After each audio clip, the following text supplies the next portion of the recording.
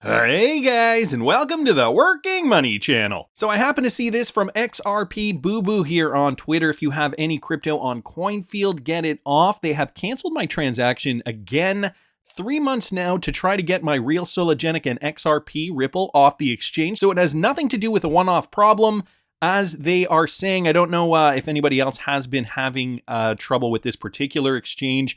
They are also, I guess, telling this particular user that it is one problem.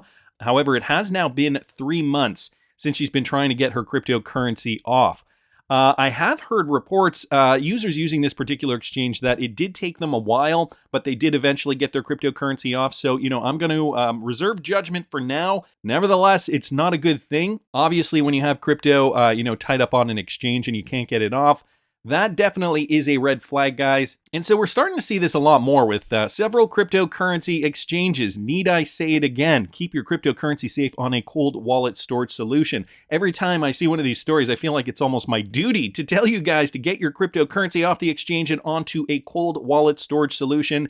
I personally use the Ledger Nano, and I always say I do have an affiliate link if you guys are looking for a solution, but the Ledger is not the only solution. There are many different types of solutions out there. I personally like the Ledger for many different reasons. I've been using a Ledger Nano for 5 years now and never had problems with it. So just another exchange, guys. Be mindful of the cryptocurrency market. Well, I don't know. Has it reached its bottom? Watcher Guru posting this. Jim Cramer urges investors to sell all their crypto, which would mean the inverse Cramer indicator would suggest that now is the time to buy. Of course, that's not financial advice from me, but considering the inverse Cramer indicator and considering Jim Cramer is saying, it's never too late to sell, wouldn't that mean that the reverse is true? CNBC's Jim Cramer on Monday told investors that they still have time to sell their cryptocurrency holdings. You can't just beat yourself up and say, hey, it's too late to sell.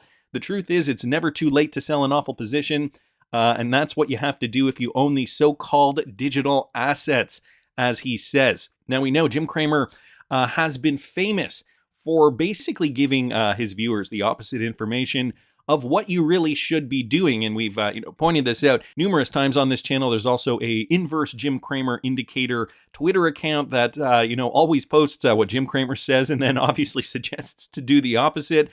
He added that he expects more marginal names, including, get this, guys, XRP, Dogecoin, Cardano, and Polygon, to far much further, possibly to zero. So, I think he's making blanket statements here. Clearly, obviously there's an MO there from mainstream media news trying to get you to do the opposite of what the big institutional guys are doing. To point to this fact, the fact that he's including XRP on this list just kind of spells confusion and deceit to me. If you've been following the Ripple SEC lawsuit, now is certainly not the time to be selling your XRP. I feel like he's, probably just lumping a bunch of these cryptocurrencies all into one. He doesn't really care. He's just kind of painting all altcoins with one brush, and he's, pulling them out of a hat. XRP, Dogecoin, Cardano, Polygon. So maybe it is time to buy, guys. Maybe we have actually seen the bottom of the market. This is Bitcoin on the daily, and Bitcoin right now trading just under $17,000. Again, down 75% since that all-time high back in November of 2021. Some are suggesting it could go lower. It's not to say that we are bottom or that we have bottomed out yet. If I bring up XRP here right now, XRP is trading at roughly 0.384, and we really haven't seen too much movement, not a lot of volume. Not a lot of buying or selling pressure really in the space. Let me just bring up the total market cap too right now. Total market cap at about $800 billion, 807. Let me just get rid of some of this stuff here. Also just kind of hovering in and around here. We haven't really seen, again, low volume down here, if you guys can see that. So low volume, not a lot of movement in the space, not a lot of volatility. Some analysts are suggesting that we could see another leg down. And Jim Cramer is saying it's never too late to sell. So, if the bottom isn't here already, it's very, very close. Mac Attack XRP posting this. Okay, 119,000 XRP accounts have been created since, guess when, guys? Just in the last month. What does that tell you? 119,000 XRP accounts have been created since November. Total number is getting insane. This coming from you today here. The number of XRP accounts has risen by almost 120,000 since the end of October and has now reached 4.46 million as reported by XRPL Services.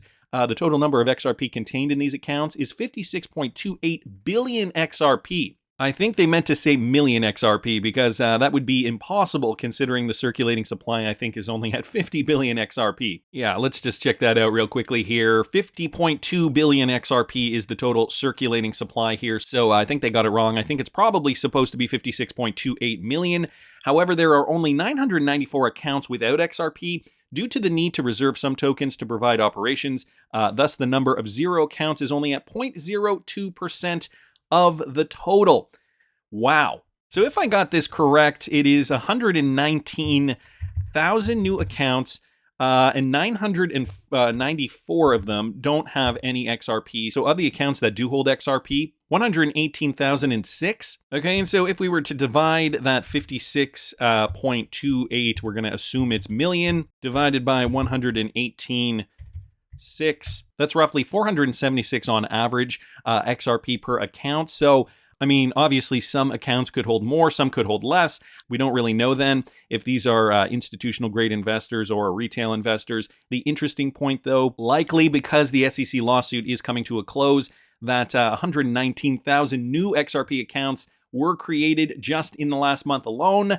And, it's no surprise considering this is what Coinbase has posted. And Coinbase doesn't even list XRP for trading. Okay, 4.7 out of 5. This is the average rating from the community. A high rating means people think there is a large and active community for XRP specifically. Okay, so these are XRP ratings. The roadmap, a high rating means people think there is significant development planned. So 4.7 out of 5 again. And usefulness, a high rating means people think the project has meaningful and valuable uses. 4.6 out of 5. So again, coming from Coinbase, a website that doesn't even list XRP is giving XRP, the XRP cryptocurrency, a 4.7 out of 5. That is their community rating. And all around the world, we are continuing to see Ripple partners gain more momentum with regards to payments. This one from Cryptic Poet here, Ripple partner Airwallex partners with Agoda to support Hong Kong business travelers. Get this, guys. With the surging demand of international business travel, leading global fintech platform Airwallex is partnering with Agoda, a global digital travel platform, to make travel planning easier for Hong Kong SMEs and startups.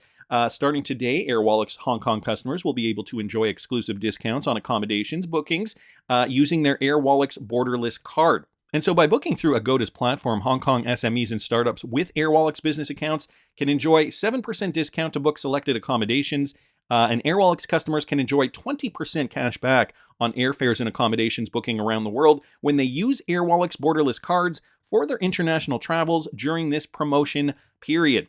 So first things first, international business travel on the uptick. Obviously, the pandemic has, died down enough that people feel like, we got to get back to real life here. And, we have been over the last year trying to get back to a semblance of normalcy. And so Ripple partners like Airwallex, they're seizing the opportunity and offering, discounts and promotions for these, in this particular case for these business travelers. Obviously, transaction fees are super low on the XRP ledger. And so, they have more margin to do this kind of thing. Airwallex's partnership with Agoda comes at a time when demand for travel has significantly increased over the past month as quarantine measures and travel restrictions ease. In a recent Airwallex Hong Kong SME customer survey, 84% of respondents plan to take a business trip in the next 6 months. So we're seeing this on the rise. Ripple partner Airwallex capitalizing on this opportunity. Wanted to thank Cryptic Poet for posting that. Also saw this, guys, another one from the Cryptic Poet, another Ripple partner. This one, Al Rajhi Bank in Malaysia. They've launched a digital bank, and this digital bank is called Rise, R-I-Z-E. And so Rise will offer a host of services, including deposits, withdrawals and transfers, account management, personal finance management, ATM services, e-statements, and personal financing. So basically everything a digital bank would basically have to provide their customers with. At its core, Rise is a digital bank seeking to inspire and empower our customers, whom we call risers, to achieve their hopes and dreams and encourage friends and family to help realize their goals. So obviously, a type of bank, I guess, for the everyman or every woman. Generally, unbanked, underbanked populations would likely gravitate towards a bank like this. It's digital, and you can probably do everything on your phone. The Rise app also includes savings pots as an exclusive feature in Malaysia that no other financial institution or fintech player offers. From the get-go, we offer a wide range of financial services as you download the app. said the CEO here, Salan Ahmad. He's the CEO of the Ripple partnered parent bank. In time, we will have a robust marketplace powered by a market-leading embedded financial ecosystem. So they're looking to obviously, get digital and likely amass a bigger customer base because they are digital. Of course, underbanked and unbanked populations will like this type of solution. And the fact that they are now partnered with a Ripple partner, and if they use the XRP ledger, they can keep costs low, allowing more customers to onboard while reaping more of the profit. So another great one here from the Cryptic Poet. Wrath of Kahneman, guys, posting this. Okay, with regards to the SEC's reply, because the lawsuit is coming to a close very, very soon. I can see it. I can smell it. It's really, really close, right around the corner there. Here in the SEC's reply is basically what Judge Torres will decide on, okay? On the whole, it seems the SEC offers a more general argument, assuming Ripple sold a security while Ripple is trying to question their assumption and go granular. So here's an excerpt from their reply here. The court should analyze all undisputed facts and circumstances. This includes defendants' statements and actions, the economic reality of XRP and Ripple's financial motivations, and contractual terms for XRP sales, if any, such as pricing discounts indicating an investment intent. These undisputed facts show that investors paid money for XRP, and Ripple stated it would use those funds to promote and try to find use and value for XRP. This is again what the SEC is trying to argue here. Ripple also told investors that if it was successful, demand for XRP would increase, permitting Ripple and investors to profit. XRP investors, including institutional ones, paid Ripple over $2 billion for XRP because they reasonably expected Ripple and its principal decision makers, who had a giant pile or who were very long XRP, to honor the promises they had made to do what they were to do, financially compelled to do. Use XRP sales proceeds to fund extensive efforts to increase XRP's value. Well, it's not really to increase XRP's value, but it is to increase the ecosystem, which in turn would eventually increase XRP's value. So not technically the same thing. Also, nobody was buying XRP from Ripple directly. So, a lot of flaws in this argument. The securities question here being asked is what ties between investors and the suppliers constitute security sales? Exactly. Again, this is what Wrath of Kahneman is asking. Is every purchase expected to go up in value because of the supplier's efforts a security? Or is a contract needed? I don't know. I'm not a lawyer, just working through both replies.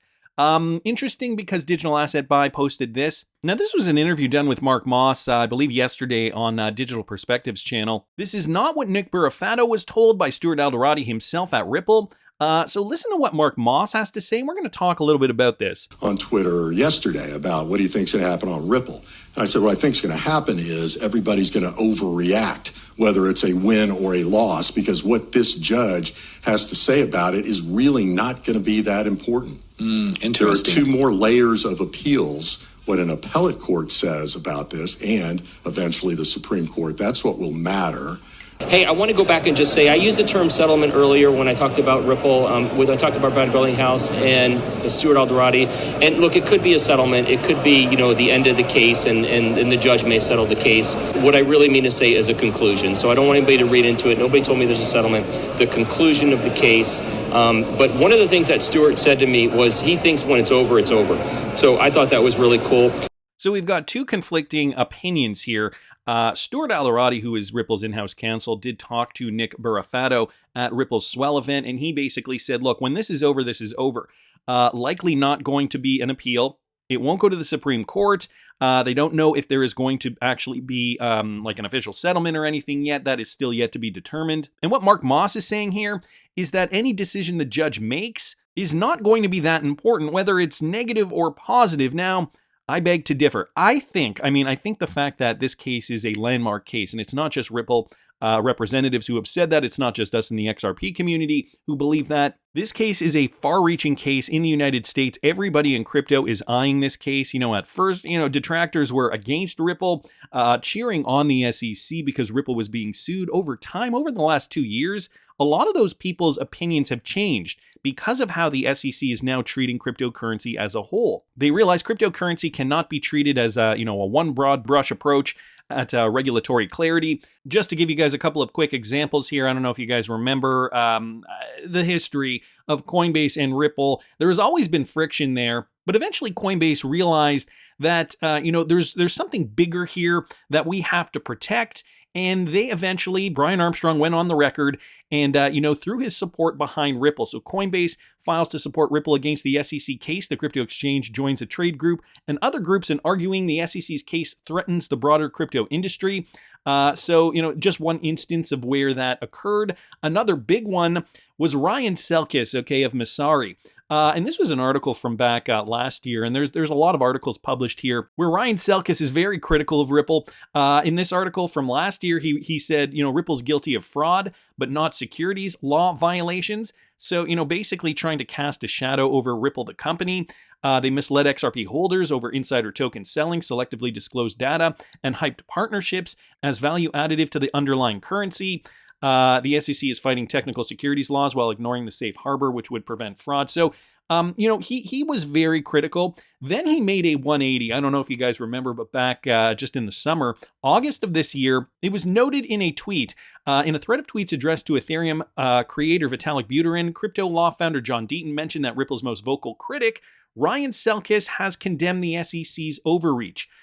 He stated, but even quite possibly Ripple's biggest critic, Ryan Selkis, CEO of Messari, has recognized the SEC's overreach and has stated he hopes Ripple defeats the SEC. In fact, Ryan will be having a fireside chat with Ripple CEO Brad Garlinghouse next month. And so I don't actually have that tweet up there, but I'm sure you can find it on Twitter if you guys do a little searching. So, just another example, and this was a big one, of companies that were against Ripple at the beginning, but have now thrown their support behind Ripple because of the bigger cause, because of the larger implications this could have on the crypto industry. John Deaton here also, pointing this out. I understand the point he's trying to make here. He's saying an appellate decision is a much bigger deal than a district judge's decision. That's why I said the library decision wasn't a big deal, as some people did claim. He's looking at it from a legal precedent standpoint. But if Judge Torres' decision will have a huge impact practically and politically speaking, for example, if the judge agrees 100% with the SEC, well, what would that mean? Gary Gensler's regulation by enforcement campaign will gain credibility and momentum. And again,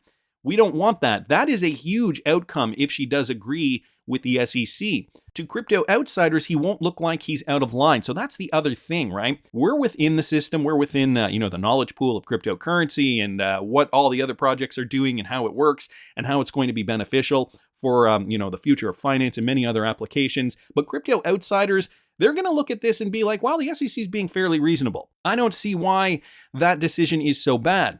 John Deaton continues by saying if Ripple outright wins and the judge criticizes the SEC for pursuing the implausible theory that the token itself, from the beginning of time until the end of the world, ever sold in faraway lands, is always a security no matter who sells it, could halt Gensler's campaign. And that is exactly what we need. We need power against the SEC. Of course, it's possible that Judge Torres could split the proverbial baby and rule that Ripple at some point did in fact offer an unregistered security, but the token itself is not, nor are secondary market sales independent of Ripple. Either way, the Ripple XRP case is in fact ground zero.